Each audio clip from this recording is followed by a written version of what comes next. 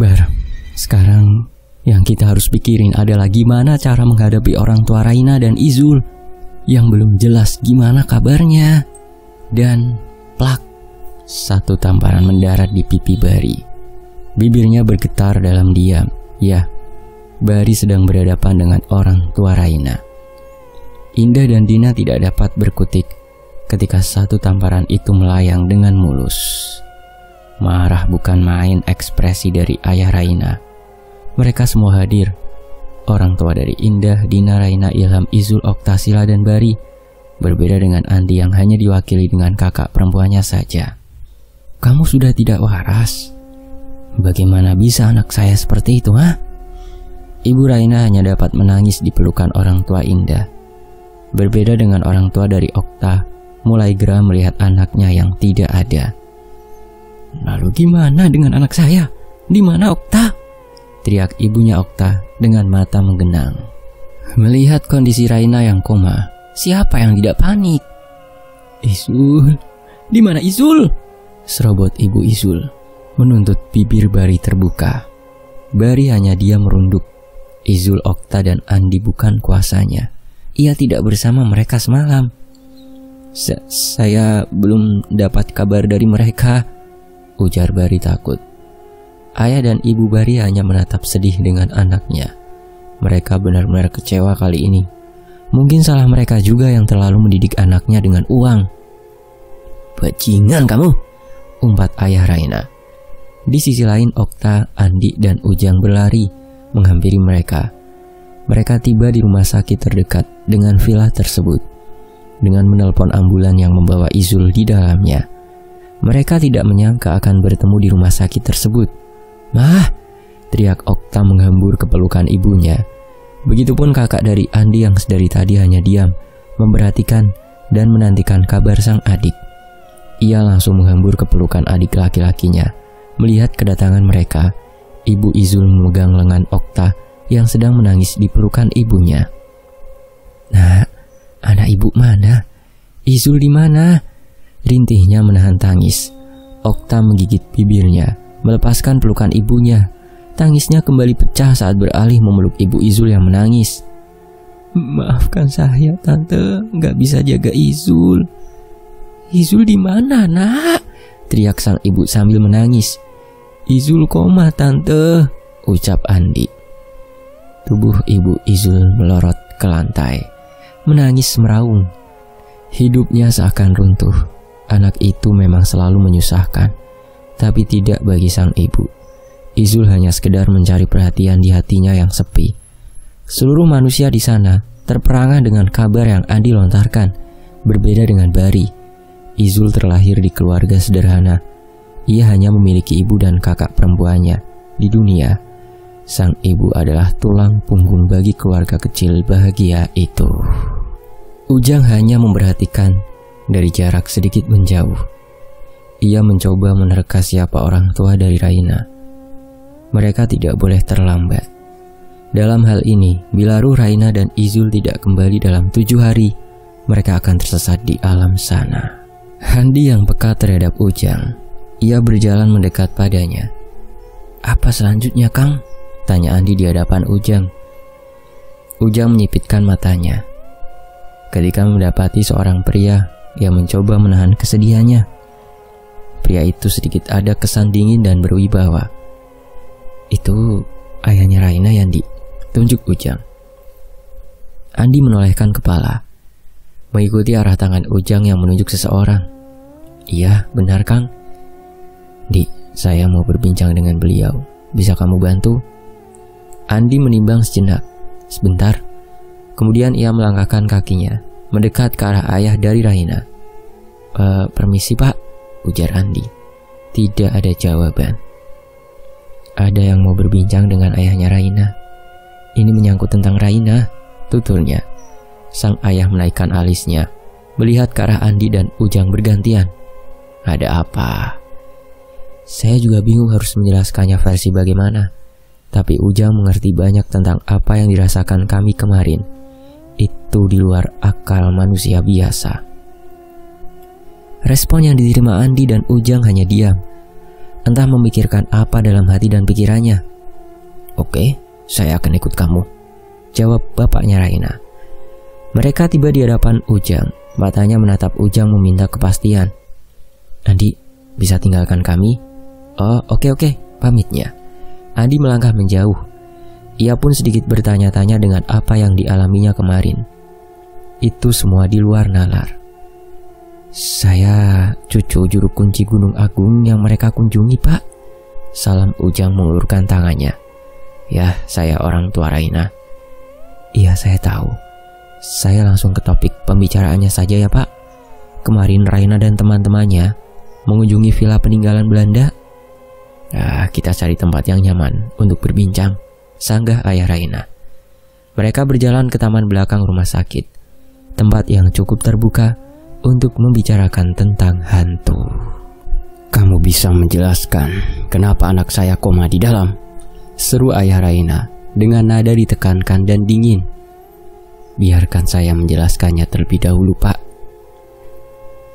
Kediaman dari lawan bicara membuat Ujang memberanikan diri untuk membuka suaranya kembali.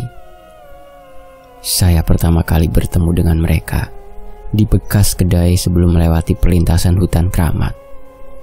Bapak tahu Okta? Saya bertemu dengannya pertama kali. Kemudian saya mengintip siapa saja yang ikut bersama gadis itu. Kemudian saya melihat Raina di sana. Gadis yang diikuti banyak makhluk halus, terutama makhluk seram yang menempel pada tubuhnya." "Maksud kamu?" "Saya juga tidak tahu, Pak. Saya hanya mengandalkan indera keenam saya. Makhluk tersebut parasit bagi manusia. Ia menghisap habis energi, bahkan nyawa orang yang dia tempeli.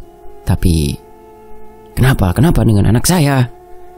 "Tapi dari yang saya tahu, makhluk ini adalah piaraan dukun sesat, Pak."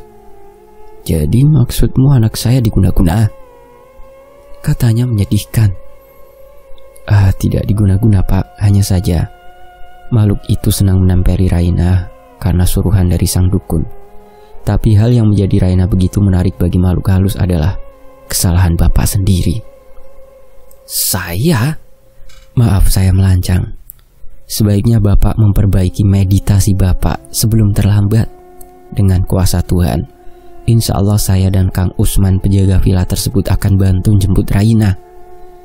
Sempat terkejut bagaimana bocah laki-laki di hadapannya dapat mengetahui hal tersebut. Namun dengan cepat ia tutupi dengan wajah dinginnya. "Bagaimana caranya?" "Itu biar urusan saya. Tapi saya mohon bantuan Bapak juga untuk menutup pintu meditasi, karena akan sulit bagi Raina untuk kembali. Dan saya juga minta tolong bantu izin untuk teman-teman yang lain. Saya butuh mereka semua. Kalau benar itu bisa membuat Raina cepat sadar, saya akan berusaha." Ujang menggamit tangan lawan bicara yang berwibawa tersebut. Mereka berjalan masuk kembali untuk melihat keadaan yang lainnya. Ilham berdiri di sana dengan selang infus yang menempel di tangannya. "Gimana?" tanya Andi menghampiri Ujang. "Baik, Ndi. Sekarang saya butuh kamu dan teman-teman kamu untuk datang ke villa lagi." "Apa? Lu gila ya?" serobot Ilham. Dengerin dulu," sanggah Andi menengahi. "Dengerin apaan? Enggak. Kita semua gak ada yang boleh kesana," tegas Ilham mengatakan. "Lo mau kita semua mati?" ucap Ilham mengancam Andi. "Raina dan Izul koma, kita harus nyelamatin mereka." "Bener-bener gila lu, Ndi. Terus lu mau ngorbanin kita semua, ha?" "Enggak, gua gak setuju dan gua gak ikut." Dengan tegas Ilham mengatakan hal tersebut, meninggalkan Ujang dan Andi di koridor. Ilham berjalan ke arah ruangan Sila dirawat. Di sana berkumpul Okta, Dina, Indah, dan Sila sedang berbincang dengan orang tua mereka. Ilham masuk ke dalam dengan wajah yang sangat masam. Vibes ruangan bahkan terasa aneh ketika Ilham masuk dengan tatapan marahnya. "Dengar baik-baik ya. Kalian gak ada yang boleh menginjakan kaki kalian ke villa laknat itu lagi." Hening satu sama lain. Ilham pun sebenarnya tidak sepengecut itu. Hanya saja, kondisi Raina dan Silva waktu itu menjadi memori yang sangat mengerikan dalam hidupnya. Andi dan Ujang ikut masuk ke dalam ruangan. Tiba-tiba semua mata teralihkan kepada mereka. Mungkin kalian sudah dengar dari mulut Ilham, tapi kita harus ke sana. Saya tidak setuju, sanggah ibu dan ayah dari Indah. Saya juga tidak setuju, saut Ibu Sila dan Dina. Okta hanya memegang tangan ibunya dengan erat, takut akan ibunya memberikan suara yang sama dengan yang lain. Nanti malam, silakan saya bawa ke Jakarta. Saya tidak mau anak saya ikutan koma, sama seperti Izul dan Raina, tutur orang tua dari Sila. Saya setuju, sanggah Bu Indah. Mereka masing-masing mengajak anaknya untuk bersiap. Satu persatu menarik anaknya untuk keluar. Di usia 20-an bahkan mereka diperlakukan seperti anak kecil. Okta dan ibunya hanya saling berpandangan dalam diam. Begitu pula dengan Andi dan Ujang yang sedikit terluka dengan respon teman-temannya. Indah berdiri di hadapan Andi yang segan menatap Indah. Aku minta maaf, aku gak bisa bantu banyak, ucap Indah.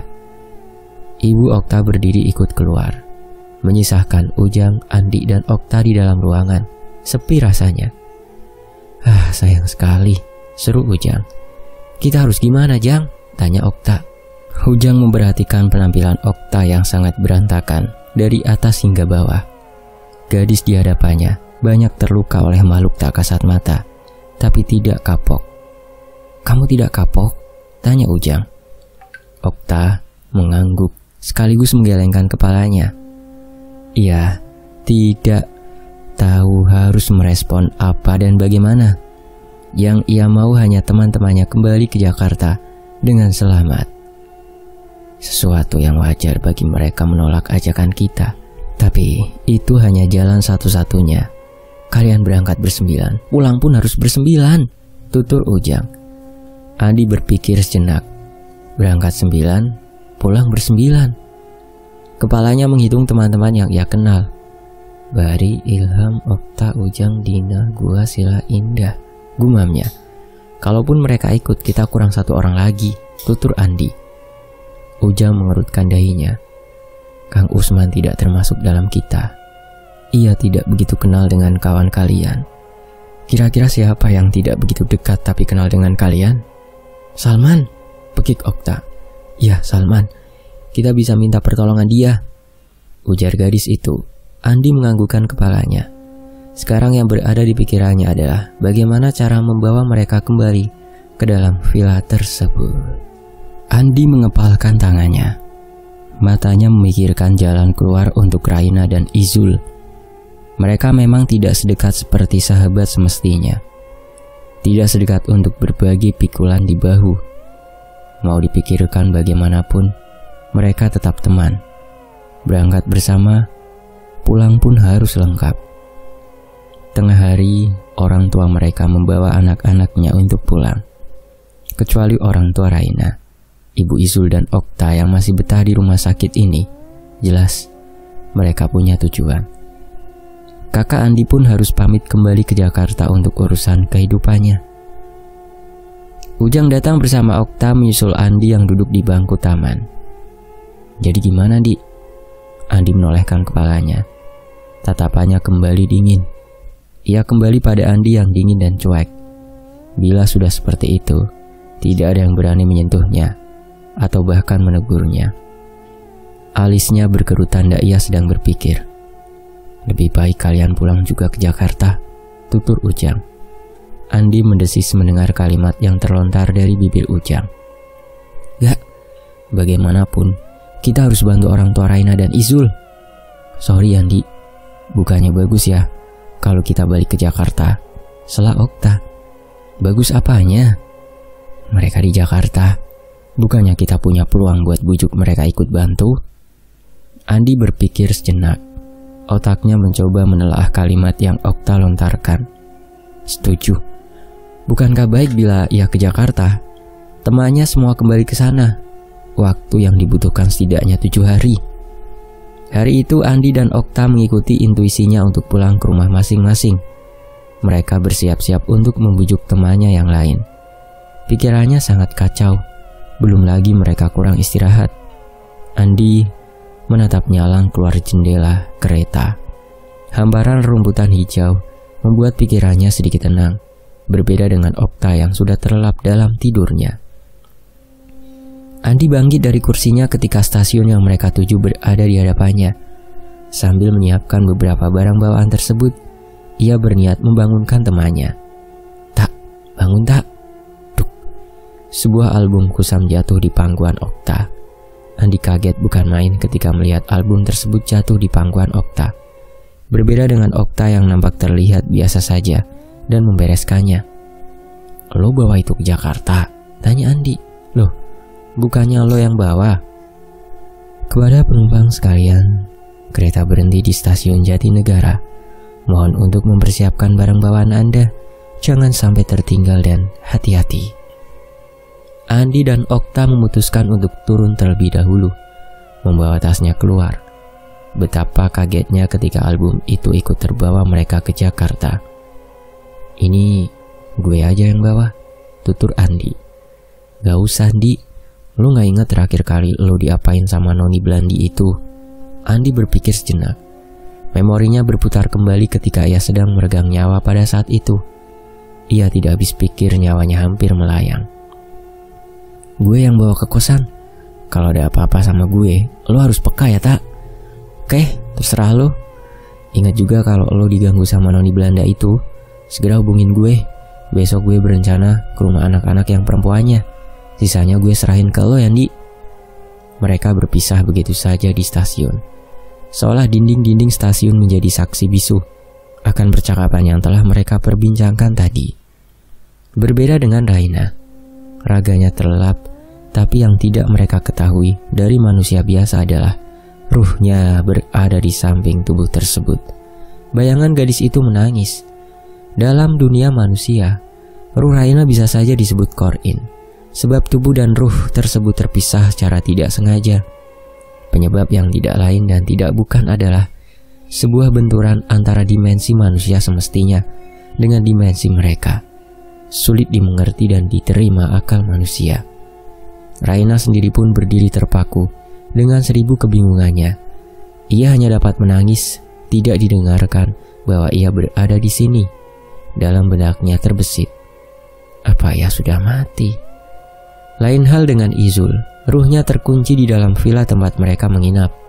Gelap, tidak seperti di dunia manusia. Di sini gelap. Izul tahu di luar terang benderang, tapi entah mengapa hanya villa ini yang gelap.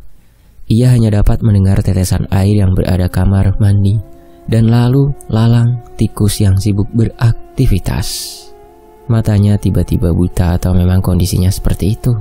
"Tolong, tolong," teriaknya. Izul berlari ke lantai 2 dan membuka pintu di sana. Terang dan silau. "Tolong!" Izul sudah cukup yakin kalau ia berteriak sangat kencang. Tapi bila dipikir-pikir itu adalah hal yang mustahil, sebab posisi mereka ada di tengah hutan dan hanya bisa berharap penjaga villa datang ke sini. Pikirannya tak habis pikir. Ketika ia terbangun tidak ada siapa-siapa dalam villa itu, hanya ia sendiri.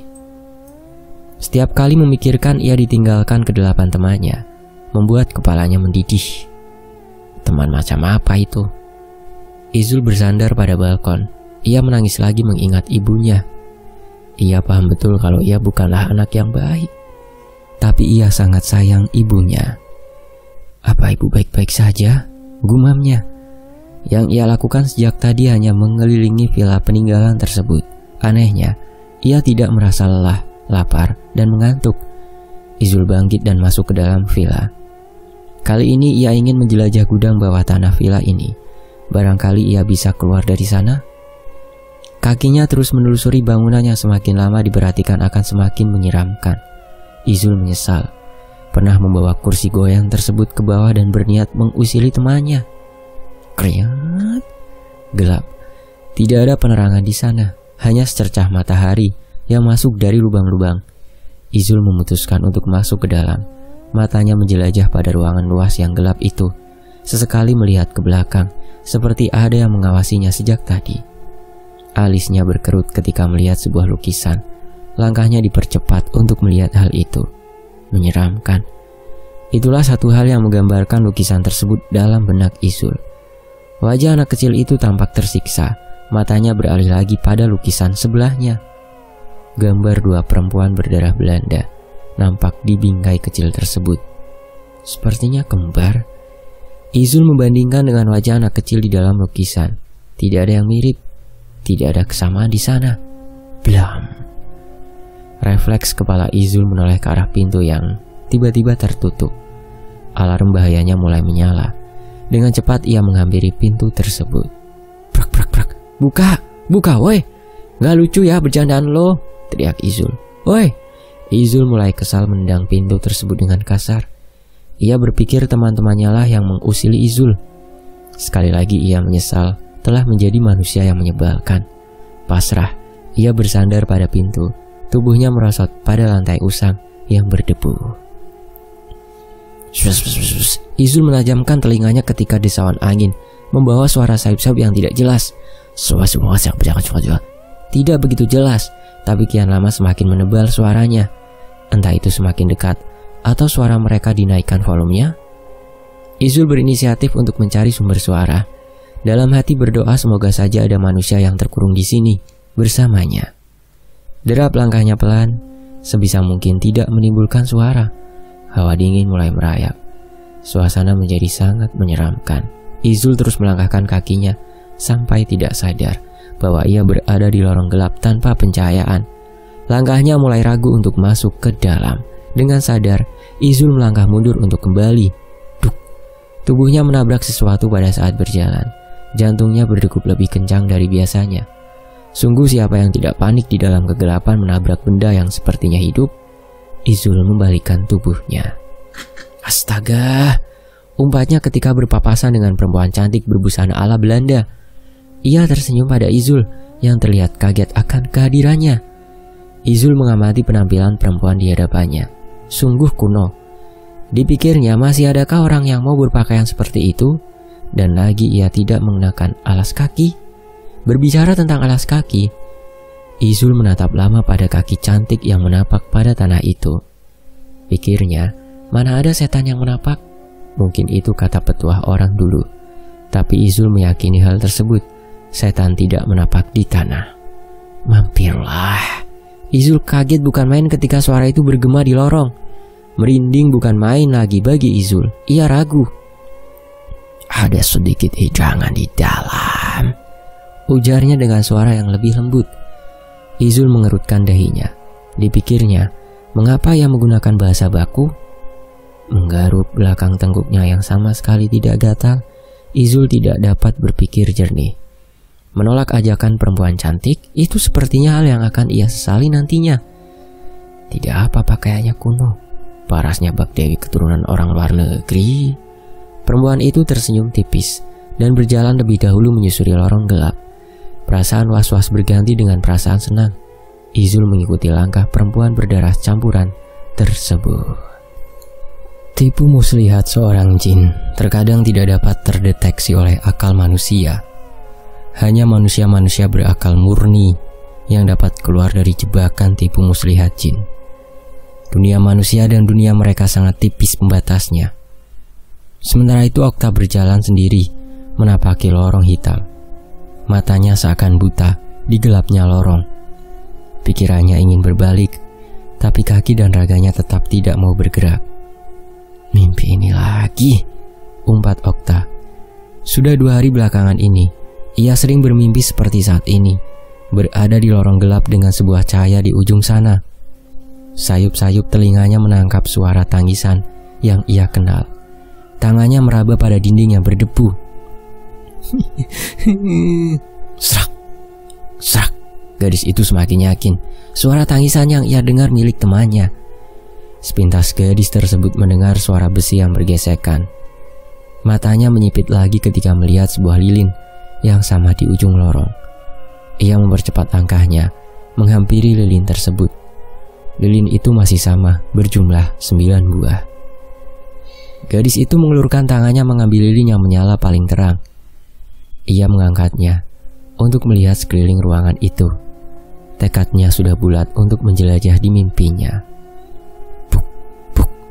Sedikit terlonjak, Okta menolehkan kepalanya. Itu suara pintu yang digedor dengan kasar. Okta melangkahkan kakinya mendekat pada pintu besar berwarna merah. Buk, buk. Gadis itu mundur satu langkah ketika pintu digedor kembali. Lilin yang ia pegang hampir saja terjatuh dari pegangannya. Okta mendekatkan lilin tersebut untuk memperjelas penglihatannya. Pintunya besar, terbuat dari kayu bercat merah darah, pekat, bersih, dan mengeluarkan bau menyengat. Krian. Lagi. Okta memundurkan langkahnya kaget.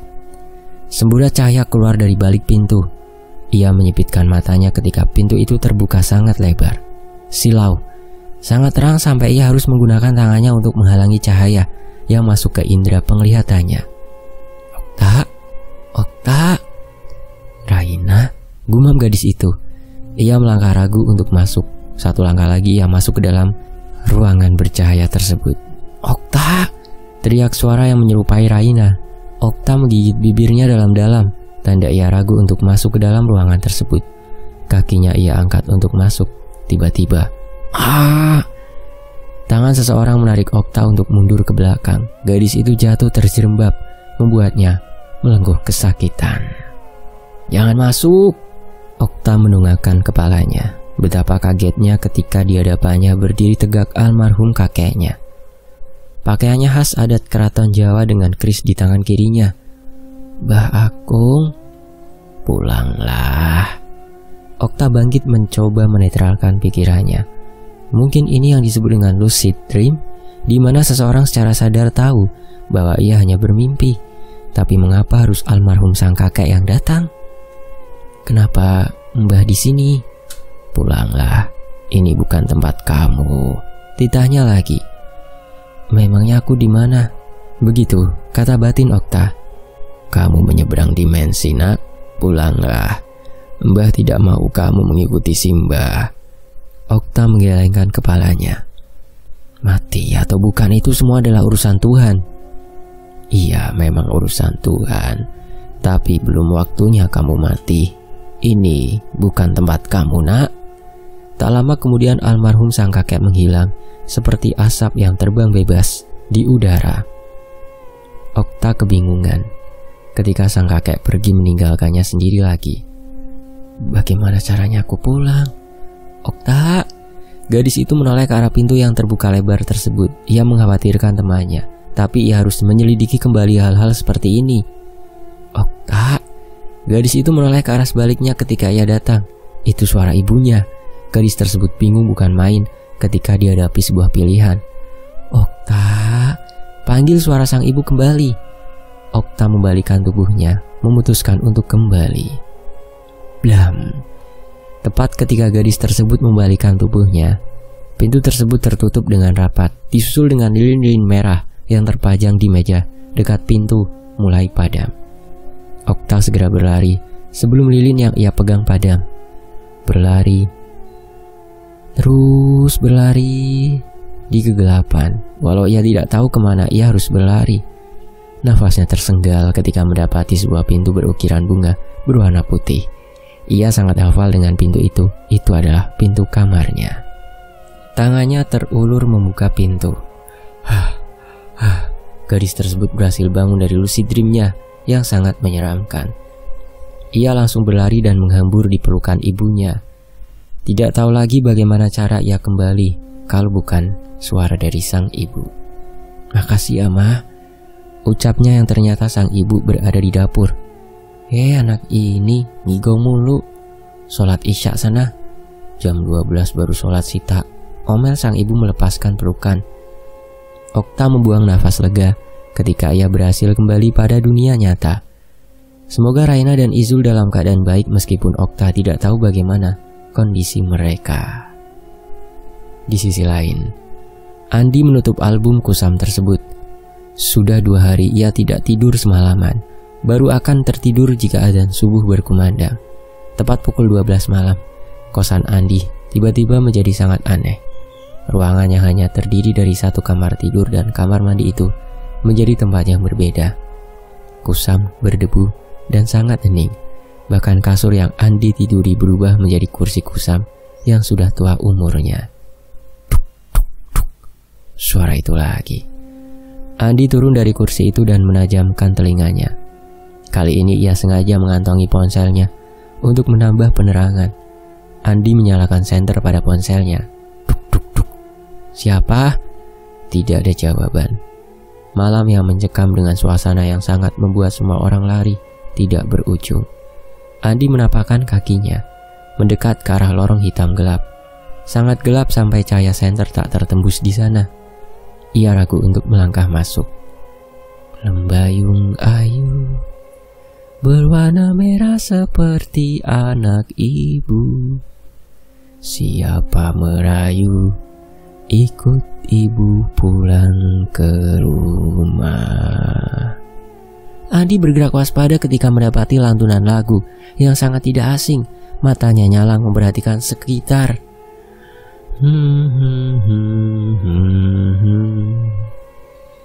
Matahari tenggelam di ujung pandang. Waktunya kamu pulang. Nyiur kelapa di ujung pantai. Manis pandangan seperti Nuna. Itu suara decitan kayu pada lantai. Andi mencoba mendekat pada asal suara. Logikanya berkata jangan mendekat, tapi kakinya seolah tidak sepihak dengan otaknya. Anak manis, ikut ibu pulang. Jangan pakai baju merah, nanti ibu marah. Andi dapat melihat dengan jelas dari balik punggung dia. Sosok itu berpakaian layaknya perempuan Belanda, duduk membelakangi Andi. Tangannya gemetar hebat, tenggorokannya terasa sangat kering. Melihat langsung sosok itu, Andi mencoba mengangkat tangannya, mengarahkan senter tersebut pada sosok yang ia tidak tahu apa namanya. Kamu siapa? Gagap Andi. Sosok tersebut menghentikan ayunannya pada kursi goyang. Diam tidak merespon. Brak! Kaget bukan main ketika sebuah bingkai jatuh di sampingnya. Ia kembali melihat sosok yang sempat ia lihat. Loh, kemana? Andi mengarahkan ke segala arah senternya. Seketika, kamu bukan anak manis. Andi terlempar ke belakang. Punggungnya membentur sebuah lemari usang, menimbulkan suara bising malam hari itu. Andi mengerang kesakitan. Jelas, punggungnya terhantam sebuah lemari. Sambil memijit pelan, ia mencoba bangkit kembali. Lukanya memang terasa nyata, tapi jika azan subuh berkumandang, semua akan sirna. Mata Andi menatap was-was ke arah sekitar. Sungguh, makhluk itu sangat menyeramkan. Ada darah segar yang mengalir dari mulutnya. Ia mengambil ponselnya yang sempat terjatuh. Tiba-tiba, buk buk, Andi, buk buk buk buk. Andi mendengar sebuah pintu yang digedor dan memanggil namanya. Itu adalah suara Izul. Ya, ia hafal betul dengan suara temannya. Kakinya berlari menghampiri sebuah pintu berwarna merah. Buk buk buk. Andi, tolongin Di, kata Izul. Andi segera mencoba memegang kenop pintu besar berwarna merah. Zul, brak brak brak. Lu nggak apa-apa kan, Zul?